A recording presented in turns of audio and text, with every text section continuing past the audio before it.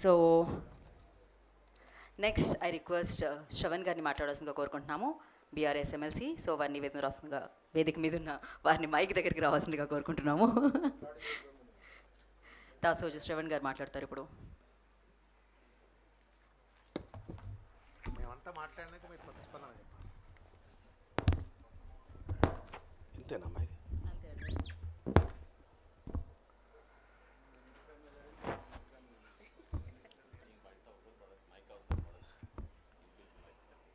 సభకు నమస్కారం.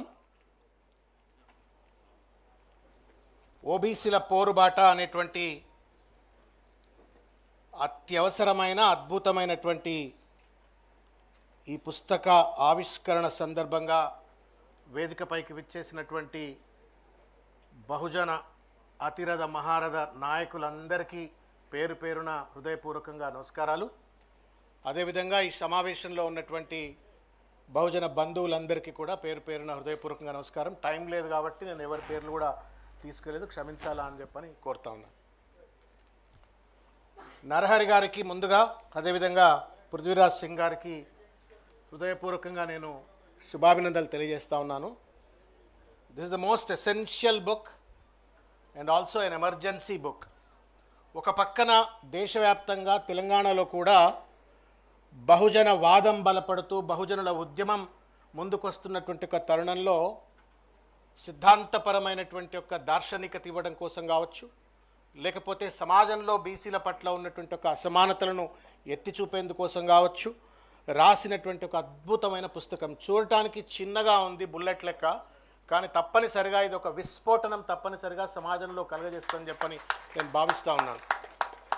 అద్భుతంగా రాసినారు. లాస్ట్లో వారు ఇచ్చినటువంటి ఒక ఫైండింగ్స్ ఏదైతే ఉన్నాయో, వే ఫార్వర్డ్ అని ఏదైతే చెప్పినారో, caste census and different stages of interventions needed ఏదైతే చెప్పినారో అవి తప్పనిసరిగా బహుజనుల ఉద్యమానికి ఒక మార్గదర్శకంగా ఉంటుంది అని చెప్పని భావిస్తూ వారికి నేను హృదయపూర్వకంగా వారిద్దరికీ కూడా రచయితలకు చప్పట్లతో వారికి హృదయపూర్వకంగా ధన్యవాదాలు తెలియజేయాలని చెప్పి కోరుతా ఉన్నాను.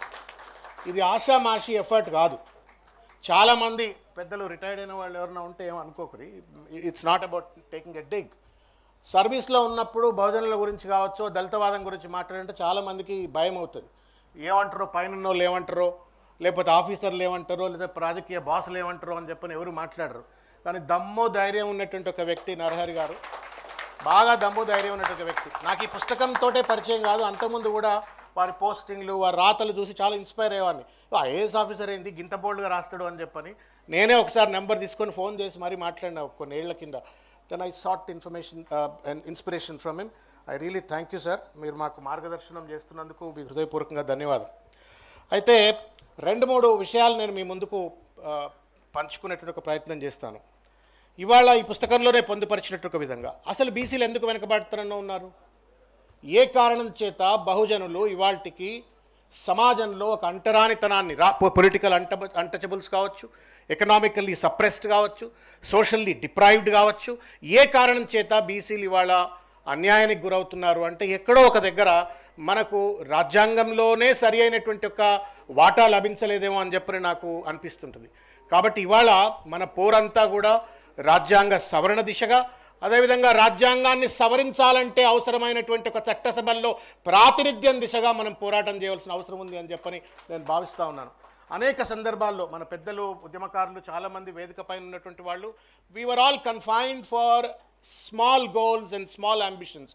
ఈ మధ్య కాలంలో కులగణన పేరు మీద కావచ్చు, చట్టసభల్లో ప్రాతినిధ్యం కావాలని చెప్పని ఢిల్లీలో ఇక్కడ అక్కడ జరిగినప్పటికి కూడా తరతరాలుగా దాదాపు స్వాతంత్రం వచ్చి ఇన్ని ఏళ్ళు అయిన తర్వాత కులగణన చేయించుకోవడానికి కూడా మనం సిద్ధంగా లేము, చేయడానికి సిద్ధంగా లేనట్టు ఒక పాలక వర్గాలు ఉన్నట్టు తరుణంలో మన ఉద్యమాలన్నీ కూడా స్కాలర్షిప్ల కోసమో, లేకపోతే కాలేజీల అడ్మిషన్ల కోసమో, ఇంకా చిన్న చిన్న వాటి పట్ల పోయింది తప్ప మూలం అంబేద్కర్ గారు అంటారు, the master key of the development is political power అని చెప్పని. దాని దిశగా కనుక 70 ఏళ్ల కిందనే మనం కనుక మూమెంట్ మొదలుపెట్టుంటే ఇవాళ దాదాపు మనమెంతో మనకంతా అన్నట్టుగా అటు పార్లమెంట్లో కానీ, శాసనసభలో కానీ, బడ్జెట్లో కానీ అన్నిట్లో కూడా మనకు సమానమైన వాటా లభించి ఉండేది. కాబట్టి the perspective with which we have to run the show or the movement అనేటువంటిది తప్పనిసరిగా మనం రీథింక్ చేసుకోవాలా, రీఓరియంట్ చేసుకోవాలని చెప్పని నేను భావిస్తూ ఉన్నాను.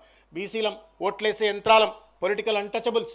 ఇవాళ ఉద్యోగాలలో అన్యాయం ఈ పుస్తకంలో చెప్పినారు. Public sector companies, central universities, central institutes, government of India, ప్రతి దగ్గర కూడా మనకు దాదాపు 10-12% కంటే ఎక్కువ దాటకుండా ఇవాళ బ్యాక్లాగ్ పోస్టులు అని చెప్పని ఏళ్ల తరబడి పట్టేస్తారు. మన పాలక వర్గాలకు మనకు సంబంధించిన వర్గాలు పార్లమెంట్లో, అసెంబ్లీలో అడిగితే అరణ్య రోజుల లెక్క పక్కన పెట్టేస్తున్నట్టు ఒక పరిస్థితి. ఉద్యోగాల్లో అన్యాయం, బడ్జెట్ కేటాయింపుల్లో అన్యాయం, బ్యాంకులలో పోతే 90% of the banking lending happens only to the upper classes or the forward classes, but the backward క్లాసెస్కు మిగతా మన వర్గాలకు బ్యాంకుల్లో కూడా అన్యాయం, పరిశ్రమల్లో అన్యాయం, ఆఖరికి న్యాయ వ్యవస్థలో కూడా అన్యాయం. ఎక్కడైతే న్యాయం జరగాలో ఆ వ్యవస్థలో కూడా బీసీలను ఇవాళ అణగదొక్కబడుతున్నటువంటి ఒక అన్యాయం ఇవాళ స్పష్టంగా చూస్తూ ఉన్నాం. చాలాసార్లు ఈ చర్చ పెట్టినప్పుడు సోకాల్డ్ ఎలీట్స్ అంటుంటారు, ఏందా ఊకే కులం గురించి మాట్లాడతారు, బీసీలను మాట్లాడతారు. నువ్వు కులం పేరు మీద వివక్ష చేయకపోతే నేను కులపరమైనటువంటి ఒక వాటా కావాలనో రిజర్వేషన్ కావాలని అడుగా.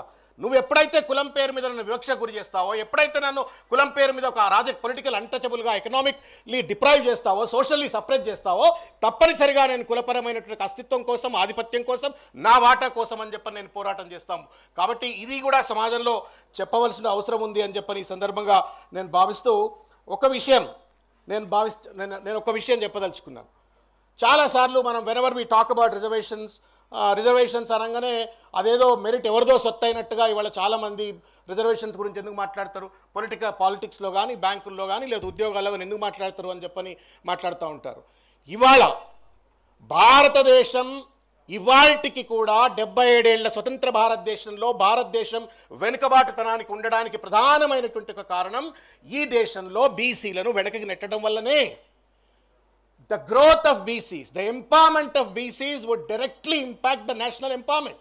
ఇవాళ ఈ దేశం అభివృద్ధి చెందాలంటే మనం అభివృద్ధి చెందాలి. ఒకానొక కాలంలో ఉత్పత్తి కులాలం, మనమే సమాజానికి దిశ నాగరికత ఇచ్చిన కులాలు ఇవాళ మనం వెనక్కి నెట్టివేయడం వల్ల ఇవాళ దేశం కూడా వెనక్కిపడ్డది. మనం కూడా అమెరికా లెక్క అవుతాం, మనం కూడా ఫ్రాన్స్ లెక్క అవుతాం, మనం కూడా లండన్ లెక్క అవుతాం. ఎప్పుడైతే మన వర్గాల వాళ్లకు సముచితమైనటువంటి ఒక న్యాయం, మన వర్గాల వారికి బడ్జెట్లో కావచ్చు, లేకపోతే అన్ని రంగాల్లో కావచ్చు సముచితమైనటువంటి ఒక వాటా లభించినప్పుడు తప్పనిసరిగా దేశం దిశలో పోతుంది. కాబట్టి today when we are sitting here and then demanding for the empowerment of BCs, we are not asking for the empowerment of our classes, we are asking as a nation that is the nation wants to grow, we also must grow అనేటువంటి ఒక నినాదాన్ని ముందుకు తీసుకెళ్లాలని చెప్పి నేను కోరుతా ఉన్నాను. After all they will also release. నేను ఈ మధ్యకాలంలో ఏదో సెమినార్కి పోయినా, అదేదో ఎలీట్ స్టూడెంట్ సెమినార్, వాళ్ళు ఏదో మాటల రిజర్వేషన్ల గురించి మాట్లాడుతూ why would we need to have reservations in the system అంటే నేను ఒక మాట అడిగిందో ఆడపిల్ల, చూడమ్మా భారత స్వాతంత్రం వచ్చినాడు ఆడవాళ్ళకి రిజర్వేషన్ లేవు, ఇవాళ 50% రిజర్వేషన్లు అన్ని కాలేజీలలో ఉన్నాయి, అన్ని ఉద్యోగాల్లో ఉన్నాయి. Just imagine if there would been no reservation for the women, ఆడవాళ్ళు కూడా వెనకపోయి ఉండేవాళ్ళు కదా.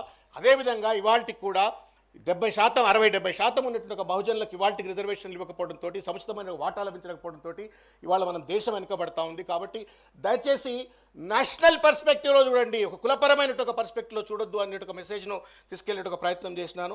నేను చివరిగా ఒక విషయం చెప్పదలుచుకున్నాను.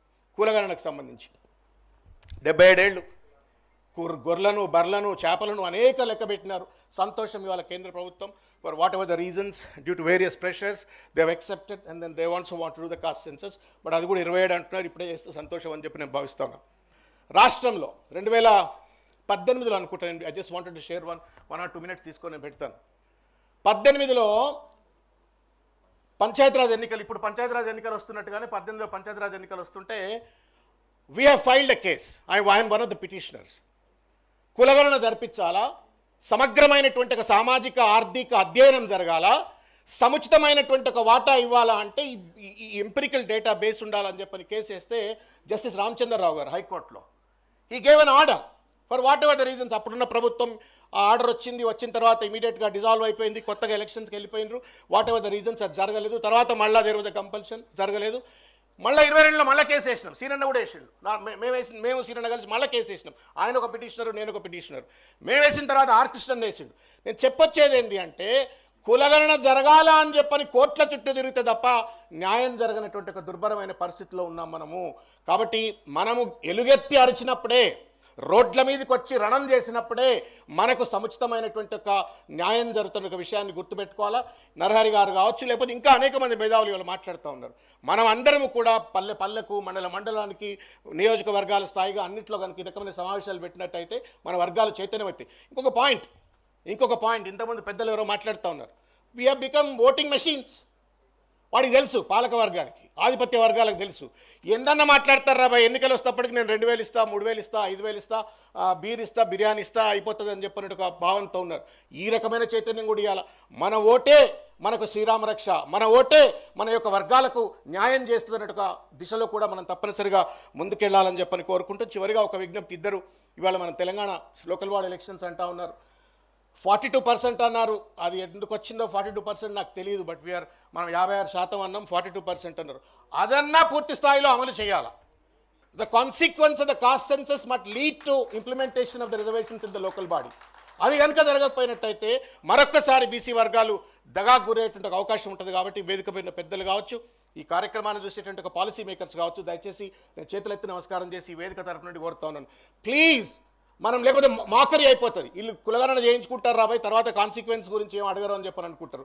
మనకు న్యాయం జరగాలంటే, కులగణనకు శాంక్టిటీ రావాలంటే ఇవాళ లోకల్ బాడీ ఎలక్షన్స్లో 42% ఇవ్వాలని చెప్పని కోరుకుంటూ చివరిగా అద్భుతమైన పుస్తకం రాసిన మీకు శిరస్సు వంచి శుభాభినందనలు తెలియజేస్తా ఉన్నాను, కృతజ్ఞత తెలియజేస్తా ఉన్నాను. Thank you. జై తెలంగాణ. థ్యాంక్ యూ శ్రవణ్ గారు, thank you so much. And now I request Mahesh Kumar Goud గారు వారిని మాట్లాడాల్సిందిగా